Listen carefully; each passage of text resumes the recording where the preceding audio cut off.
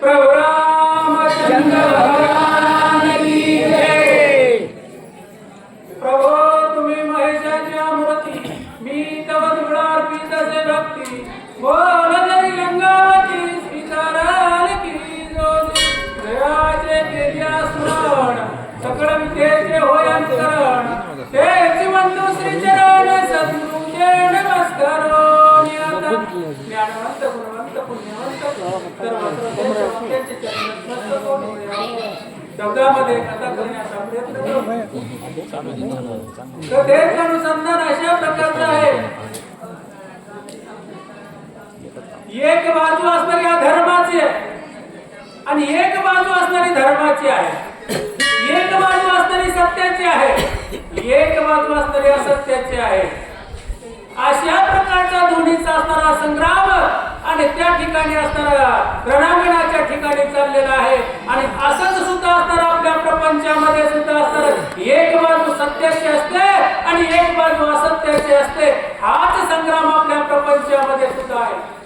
परंतु हा प्रपंच नाशिवंत आहे, म्हणून त्या ठिकाणी त्याचा असणारा साधू संतांना धिक्कार केलेला आहे बघा। पण या ठिकाणी त्या ठिकाणी असणारा परमार्थ साध्य करण्याचा योग येतो, त्या ठिकाणी भगवत प्राप्तीचा असणारा त्या ठिकाणी दाखवलेली आहे। आणि भगवत प्राप्तीसाठी असणारा आपल्याला देह या ठिकाणी प्राप्त झालेला आहे। अशा प्रकारचं असणारा या ठिकाणी नाथबाबा सांगतात, कथेचं अनुसंधान अशा प्रकारे आहे की वानर सुद्धा असणारा त्या ठिकाणी राक्षसावर असणारा पर्वत टाकू लागलेले आहे आणि त्या ठिकाणी असणारा राक्षस सुद्धा असणार आहे आणि त्या वानरावर त्या ठिकाणी शस्त्र भाले नाना प्रकारचे असणारे शस्त्र टाकू लागले। परंतु अवस्था कशी, सत्याची बाजू म्हणजे प्रभू रामचंद्र आहे, सत्याची बाजू म्हणजे वानर आहे, असत्याची बाजू म्हणजे असणारे राक्षस आहेत। आणि त्यामुळे असणारा मुखामध्ये वानराच्या रामनाम आहे, रामनाम असणारा मुखामध्ये असल्यामुळे कसलंही शस्त्र मारलं त्या राक्षसानं तरी वानराला बाधा करू शकत नाही। कशामुळे रामनामाच्या महिमेमुळे असणार आणि रामभक्त आहेत, निस्सीम रामभक्त आहेत, म्हणून त्या ठिकाणी राक्षसांना कसल्याही प्रकारचं शस्त्र मारू द्या, बाण मारू द्या, काही मारू द्या, दगड मारू द्या, परंतु वानराला कसल्याही प्रकारची भीती नाही। त्याचा उद्देश म्हणजे मुख्य कारण मुखामध्ये राम, मुखामध्ये राम, त्याच्यामुळे बाधा होऊ शकत नाही। वानर गायवता निर्भुज लाविती श्रीराम चरण रस, गाय पान पण होती निरुज, गप्पी समाज गरजतो। वानराचा किती भाव होता या ठिकाणी असणारा त्या राक्षसानं भाला मारला, राक्षसानं बाण मारला, नाही राक्षसानं शक्ती जर टाकली, आपल्याला त्या ठिकाणी भेद जर होऊ लागला तर त्या ठिकाणी वानरानं धावत जायचं।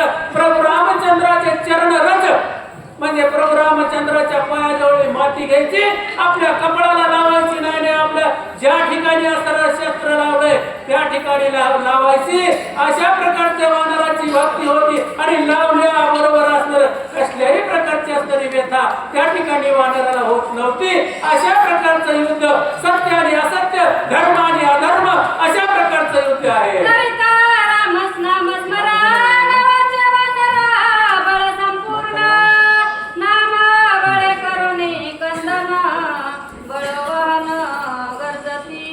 नामाच्या बळामुळे, प्रभू रामाच्या नामाच्या प्रतापाच्या बळामुळे असणार मुखामध्ये असणारा त्या ठिकाणी वानराच्या नाम आहे आणि प्रभू राम नामाचा असणारा उच्चार करणं, गर्जना करणं असणारे युद्ध करत आहेत। कसल्याही प्रकारचे असणारा त्यांना बाधा होऊ शकत नाही, कारण म्हणजे भक्त राम भक्त आणि मुखामध्ये राम, त्याच्यामुळे असणारा वानराला कसलीच असणारा त्या ठिकाणी व्यथा होत नाही।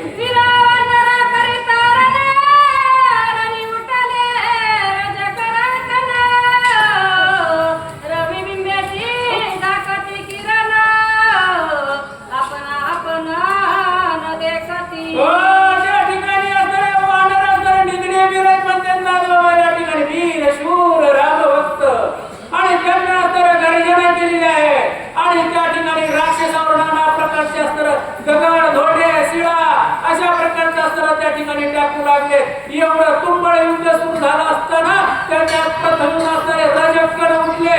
धुम अशा प्रकारच्या गर्जना झाली, रामनामाची गर्जना झाली आणि सर्व सूर्य असणारा त्या ठिकाणी झाकाळून गेलेले अशी अवस्था रणांगणाच्या ठिकाणी वानर सेनेने केलेली आहे. गजपतकाची नदी सेरा काश्मसारथी वीरविख्यात मुख्य अंकपण तटस्थ सैन्य समस्त केवी देखे. त्या ठिकाणी रजकगण प्रथमडले उन्हाळ्यामुळे असणारा सूर्य सुद्धा असणारा त्या ठिकाणी झाकून गेले, अंधार पडल्यासारखं झालं बरं का.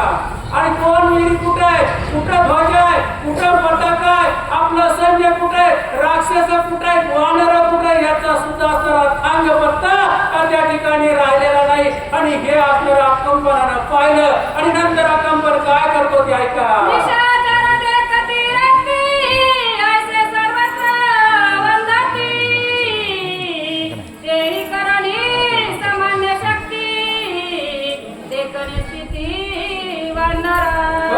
त्या ठिकाणी असणारा रात्र झाल्यासारखा अंधार पडलेला आहे.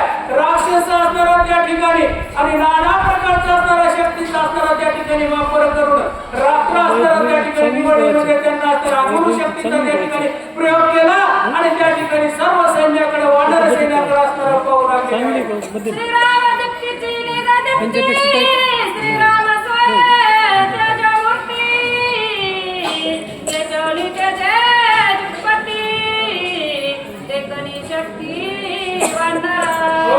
प्रभू रामचंद्र असणारे ज्ञानाचे असणारे ज्ञानदीप्ती आहे आणि तीच ज्ञानदीप्ती असणारा नाम जो घेतो असणारा जो आपला रामभक्त आहे त्याच्यावर असणारी ती प्रभूची असणारी त्या ठिकाणी दीप्ती प्रकाशित होती. म्हणून त्या रामभक्ताला कुठं सुद्धा असणारा अडचण येऊ शकत नाही, कसल्याही प्रकारची बाधा होऊ शकत नाही. अशा प्रकारचं असणारं त्या वानराच्या मुखामध्ये राम होता आणि रामनाम असणारं असल्यामुळं त्याला कसल्याही प्रकारची असणारी बाधा होऊ शकत नव्हती. असं रामनाम असणारं सर्वात श्रेष्ठ आहे असं त्या ठिकाणी नाम सांगतात. अंगी सिद्ध उड्डाण त्यावरी आले देखणे पान रणी केले कंदन सावधान अवधारा. अगोदरच असणारा रामनामाच्या मुखामध्ये आहे, अंतःकरणामध्ये असणारा प्रभूविषयी भाव आहे आणि त्यानंतर असणारा ह्या वानर सेनेला उत्कृष्ट त्या ठिकाणी असणारा मिळालेला आनंद झालेला आहे आणि आनंदाच्या भरात असणारा कशा प्रकारचं असणारं त्या ठिकाणी रामनाम घेत असणारं युद्ध करतात ते असणारं ऐका म्हणतात बाबा. रणी वेदनांतले दुर्धर सवे संधी वानर वीर राक्षसा केला दुर्धर मार शिळा शिखर धुम्र पाणी. वानरानं त्या ठिकाणी पाचव्या प्रकारची खाती केलेली आहे आणि खाती त्या ठिकाणी कोण ओळखला झाकळून गेलेला दिसत नाही. रामनाम असणारा त्या ठिकाणी प्रभू रामचंद्राचं घेऊ लागलेले आहे आणि आकाशामध्ये उड्डाण करून नाना प्रकारचा पराक्रम करू लागले. राक्षसाला त्या ठिकाणी मार देऊ लागले. अशा प्रकारचे असणारे बराडे वीर असणारे वानर आणि त्या ठिकाणी राक्षसांना हाताहात करू लागलेले आहे.